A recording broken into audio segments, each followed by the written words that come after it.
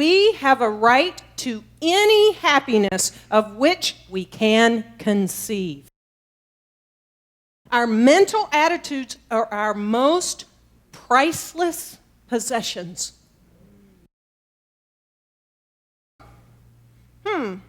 What is happiness? What does it take to be happy? Let's imagine a happy meter, okay?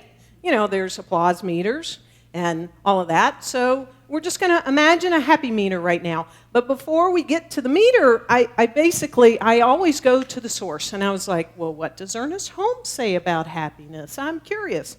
Well, he actually has a definition. Want to hear it? Great. A state of well-being or enjoyment of good of any kind. The general term applies to the enjoyment or pleasurable satisfaction attendant upon welfare of any kind. In metaphysics, it means a state of inner peace, a consciousness of the goodness of God and the beneficent attitude of the universe, a realization that joy can come to every person. He continues, it has a definite effect on mind, body, and affairs. A state of permanent joy. It is never, he doesn't use that word much, it is never the will of God or universal harmony that any person should be unhappy.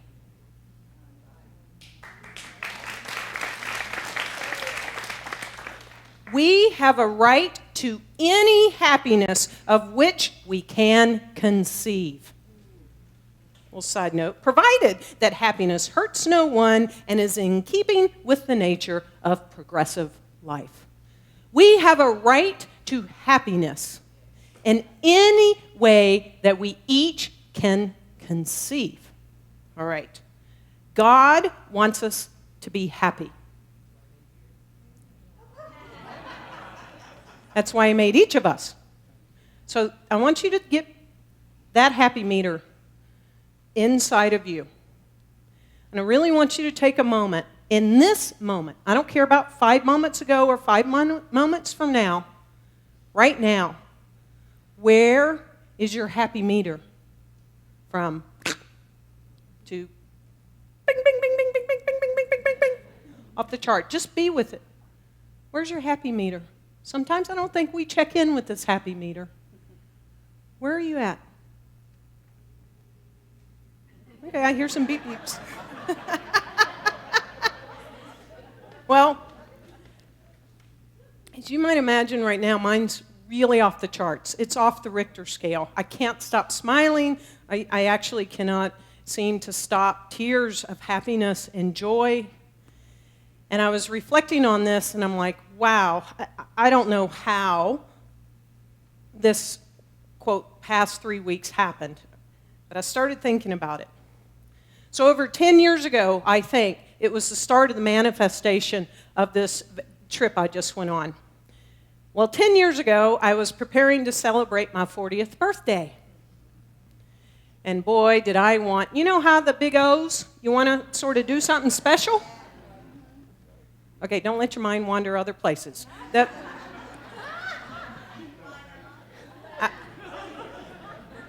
Okay, come back. Mind. Just kidding. I've been away from y'all way too long. I missed you. So, I had a big trip planned and paid for. We're talking the big island of Hawaii, black sandy beach, house, like really walk out to the ocean, something I've never dreamed of before, and actually went for it for the sake of my happy dance. And, a few weeks in Hawaii on the big island, then over to Oahu, which is the only place I've ever been, and to go back there. And I wanted to experience this massive celebration for my 40th. And a couple of days before, my now ex got a severe ear infection and could not fly. Boy, my happy meter was not happy. We didn't go. I did not celebrate the big 4-0 in the way that I anticipated. And I think it was that unexpected, unhappy event that in that moment I said, well, by gosh, that's not going to happen when I'm 50. And I just said, I am going to go on a trip, because I've traveled a lot professionally, but not very much personally. And I'm like, I am going to have a trip of a lifetime when I'm 50. I think that was the start of that prayer, of that affirmation for setting up. Little did I know, honestly, over a year ago, here I am at a fundraising event with the person in our community who started this nonprofit. Big fundraising event, me and a few friends sitting around, and lo and behold, Dr. Peacher said, there is a trip to south of France that they're about to auction. You want to go? Looked at 4 people and said, you want to go? It was a spontaneous act over a year ago, and it was like, we didn't think about, number one, how could 5 kitty cats herd together with their schedule and actually go somewhere, you know? We didn't think about, how could we both be gone at the same time? I didn't think about, can I afford it? Nothing. It was just, I wanted to do, it was like everything in my body said, yes! My birthday is August 18th. I celebrated my 50th birthday on this vacation. And the one place I've always wanted to go is Paris, France. And so I'm bringing this into the talk because how many times do we sort of in these moments in our life go, I'm going for the happy dance?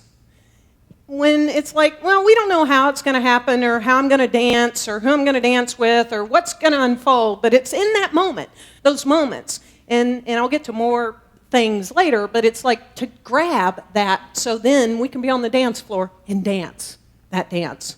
And priceless, right? So there are 5 key elements I brought back from the trip that I think will increase our happy meter, that are most important. Number 1, just because we're moving into August and also September, we're going to talk about this. Number 1 is healthy. Ernest Holmes, and I really invite you to take this in.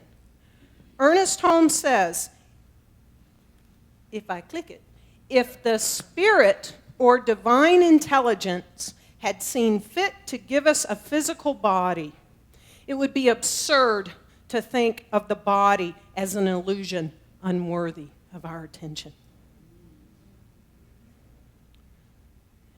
This body, our house, it is our container, it is our vessel, right?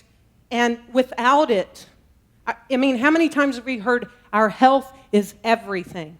And without it, we can't get on the dance floor in certain ways. And it's most important in however we decide to take this up, to care and love and appreciate and honor and be healthy for the sake of our body so that our soul can be happy. And most of you know that I was diagnosed with breast cancer at my birthday. I got the results the morning after my birthday last year. And I didn't think how was I going to go on a trip like this, right? But it woke me up. This, quote, unexpected, unhappy, whatever thing said, I am going to put my attention and focus on this for the sake of my health so I could physically pull the luggage through the trains and, you know, you'll see other things later. I'm not going to spoil it. And all of that. So I sincerely invite you to focus on the H in happy and be healthy. The second one is attitude. Ernest Holmes says, this is the attitude we should assume, that life holds nothing against us. It desires only our good. It wants us to be well, happy, and successful. Side note, but it wants us to play the game of life the way it's supposed to be played, in unity and cooperation with others. There's that thing about you can have happiness, whatever you want, as long as it doesn't harm anyone, right? But life itself holds nothing against us. So, what is your attitude about taking up this life? Do you hold that the universe desires only your good? Do you hold that it wants you to be happy, truly happy. And what is the attitude in which we take up things? I mean, everything. From, how did I wake up this morning? How did I take up this day? How do I take up work tomorrow? How do I take up relationships you're in? How does one take up when something unexpected comes up? Actually, yesterday, something unexpected blew my whole day off. And I had to work on my attitude about that day so that I was more happy yesterday. So what is our attitude, and how do we take things up? Ernest Holmes says our mental attitudes, ready? You going to catch it? Because I'm throwing it. Our mental attitudes are our most priceless possessions. No material security is actually secure, but the deep issues of our thought can make or unmake us. Our attitudes are our most priceless possessions. What attitudes are we taking up in our daily lives to increase our happy meters? Okay, the word happy has 2 P's, but I wanted it to have 2 A's, so I'm just making 2 A's in the word happy. Because I wanted to throw in attention, because this is the basis of what our philosophy and teaching is based upon, that where your mental attention goes, your emotions follow. So where are we placing our attention in our life? What are we placing our attention on? Are we placing our attention on all the not so great things in our life? Or are we flipping it around right there and say, I'm not going to place my attention here. I'm going to place my attention here. So that, again, our happy meter increases. And it's a sound practice, and it's actually affirmative prayer, placing our attention where we want our life to go.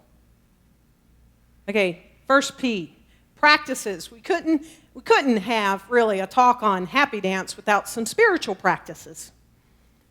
But based upon what occurred and some of the things that happened for me on this vacation, I'm going to bring one practice full-orbed right here this morning. And Ernest Holmes nails it. We find that prayer is essential to happiness. Let's just stop there. We find that prayer is essential to happiness.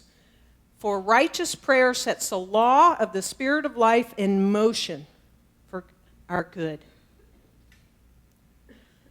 My true question for you, amongst a few I'm giving you, how often do you pray? Just think about that. How often do you pray? How often do you ask for prayer? What do you pray about? Are there only certain big rocks you're willing to say, prayer? Or are there lots of little pebbles? You go, prayer, to increase the happiness meter in your life. I want to share 3 examples from my vacation. 4 of us were standing in the line to Saint-Chapelle Chapel. Members of this community said that's the one place to make sure you go see in Paris, France. I wrote it down. I'm like, okay. Like, it'll drop you to your knees. I was only there for 3 days, walking all over Paris. I was healthy. I could do that. And so when we got there, it was almost going to close. And there was a long line. And I was like, oh my gosh, I knew what time. I went up to the guy, that is letting people in, and they're not letting them in real fast, and I'm way back there. Dr. Petra and 2 other practitioners, he was like, way back there. And I talked to him, I said, so really? What time does it close? And he said, where are you in the line? And I said, way back there. He said, really? You ain't gonna make it. Guess what I did? We're going to pray. We're going to get in Saint-Chapelle Chapel. Let's do treatment right now. I have pictures, and it brought me to my knees. That's one example. The other one is I really took up prayer a lot on my vacation. The other one was I get nauseous, car sickness, I've never, ever sat in a backwards seat on Southwest Airlines. You're just never going to see me there. I can do roller coasters, but I can't go backwards. And guess what? I rode many trains. I've never really ridden trains before in my life, but in Europe, you're riding a lot of trains. And there were some reserved seats. And guess what? I was right in a backwards chair for a 2-something-hour train ride. What was the first thing I did? That was the most enjoyable train ride I've had. Blew me away. Do you know this stuff really works? It was an enjoyable train ride. I've never been able to travel backwards before. And then the other one was, Dr. Peter and I were hiking in Switzerland in the Swiss Alps, and every afternoon, massive thunderstorms. And there was this waterfall way off yonder. Okay, we're talking over 2 hours away. And I also mentally said, I can't go there. Really? I'm going to go way over there. And not hiking gear, mind you. But anyway, the weather looked awful, and it was like, we're going. And I didn't have rain gear, and I did treatment. And all along the way, which is another practice I want to bring forward for us, is all along the way, when I'm unhappy or something's not going right in my life or whatever, I do this. There's only one life. That life is God's life. That life is perfect. That life is my life now. And so after I did the treatment, I just kept doing that. By the way, I don't even know where the time went, but I got to that waterfall because the whole time I was doing, there's only one life. That life is God's life. That life is perfect. It poured everywhere in that area, except for on us. It rained a little, but it did not pour. When we got back to the thing, it was like, it just poured. Did y'all get caught in the storm? I was like, nope. Prayer to increase the happy meter. And people. Who are the people that we surround ourselves in our lives? How are they? Do they increase our happy meter or not? Are we one of those people that might do that to somebody else's happy meter? Are we surrounding ourselves that are supportive, that are loving, that when you say, I don't think I can walk 2+ hours, yes, you can, right? Are we surrounding ourselves with people that support us in doing the happy dance? Are we around people that complain or gossip or whatever? Who are we surrounding ourselves with in our lives? And I was really thinking about this. I'm so touched by this, in that outside of a few family members I still have left, and a few friends that I've kept relationships with over the years, there's only one set of people that I surround myself with exclusively, and it's you. I want you to get that. I surround myself with you. My happy meter is really great because I'm surrounding myself with people that are spiritually living their life and wanting to grow themselves and asking questions. And I was just like, wow, I don't need to get rid of any of the people in my life. My happy meter is really great because this is who I surround myself with. I so appreciate that. And bottom line, as you might have guessed it, to do the happy dance, there's only one thing that it's up to, and that's you. It's up to you, no one else. All negative states are self-created. And all negative states can be self-neutralized at every moment. It was amazing to me. I had to witness myself. I'm in Tuscany, Italy, and I'm having negative thoughts. And it's starting to impact me, the people around me, and starting to ruin my day. It doesn't matter where we go or where we are, but at any moment, if we're having some thoughts that aren't increasing our happy meter. It's only up to one person to turn that around. There's no thing, there's no material possession, there's nothing we can acquire to make us happy except for ourselves. We are the ones we've been waiting for, right here. Point to yourself, like right here. This is the one. Y'all are so great. Right? It is. So today, I'm also inviting you to take up the responsibility of your happiness. And when you look at the arc of your life, or you're looking at where your happy meter is right in this moment, and you're unhappy, do you want to stay there? Whether it's a job you don't like, or a relationship you're in, or whatever, there's no reason. It's you. Go back and let's see the minion again. You are the one. That was good. God wants you to be happy. God wants you to be happy every single day of your life. So I invite you, say this with me. God wants me to be happy. God wants me to be happy. And so do I. And so do I. Are you sure? Let's try it again. God wants me to be happy. God wants me to be happy. And so do I. And so do I. Okay, you're getting there. So I want to invite you, Tracy Brown just continues to knock it out of the park with the Wednesday night series this month on happiness. So join her. This is the last one on this topic. Join her Wednesday night, 7 p.m. It's free. And remember, it's nothing more important than your health. It's the attitude and the attention in which you focus your life on that increases that happy meter. Spiritual practices are key and critical to growing our life in the ways that we want it to grow in. If there's some people around you that you need to cut bait, cut bait. If you're one of those people, straighten up. Don't let them cut bait on you because they want to cut bait on you. Self-awareness, right? Am I one of them?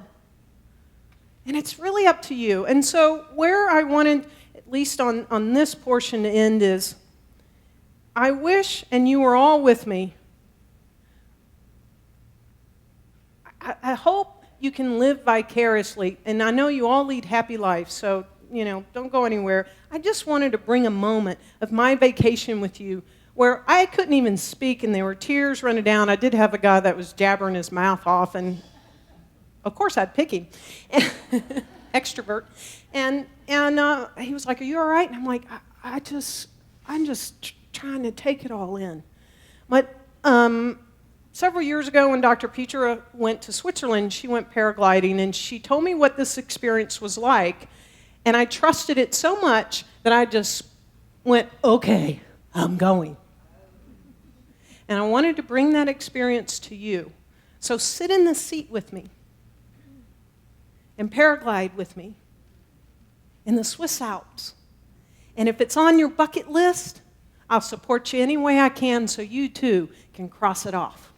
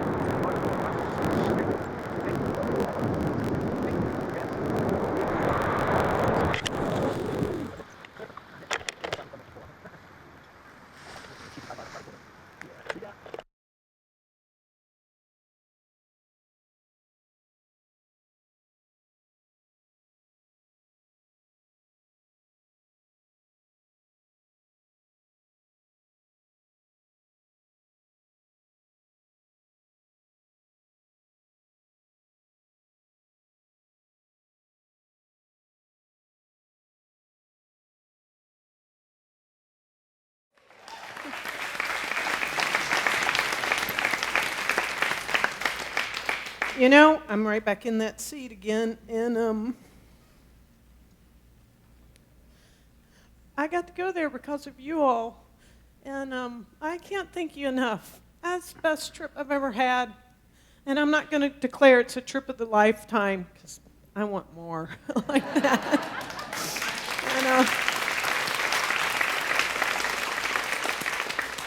And for being who you are, you know, people all the time say what incredible this community is, and it is. And I did a memorial in less than 24 hours of returning from the country, you know, back here for Cooper Blankenship. Many of you don't know him, but he's a well-known lawyer in Dallas and was a judge. And so here I am at the Highland Park Methodist Church, because we couldn't hold the capacity of the number of people coming to that. And so CSLDallas was in the house. I did the message and the eulogy. And there's his daughter, Ann, who just raised her thumb, who you know, and so the one element that I brought is at the end, I said, I invite you to do a standing ovation. And we celebrated Cooper. And 800 plus people just hooping and hollering. And that's what I want us to do together today. We really are going to have a happy dance. Are you ready? Yeah. So what I want you to think about before we do it is how or what are you going to do to increase your happiness meter, your happy meter? Is it be healthy? Is it taking up a new spiritual practice? Is it your attitude in life? Is it cut bait with some people in your life? Whatever it is, I want you to think about it because I want you to share it. I want us to do a happy dance with ourselves, like a standing ovation happy dance, and I want us to go around and love each other up and say how we're going to increase our happiness meter. You got it? Are you ready? The minions are coming. Let's go. It might seem crazy what I'm about to say.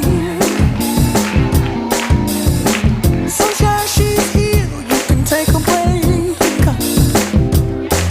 I'm a hot air balloon that could go to space. With the air, like I don't care, baby, by the way.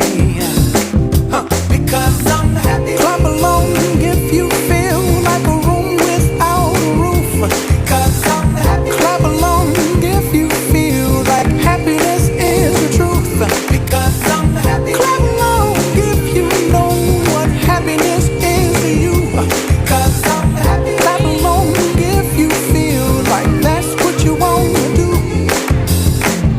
Here come bad news talking this and that.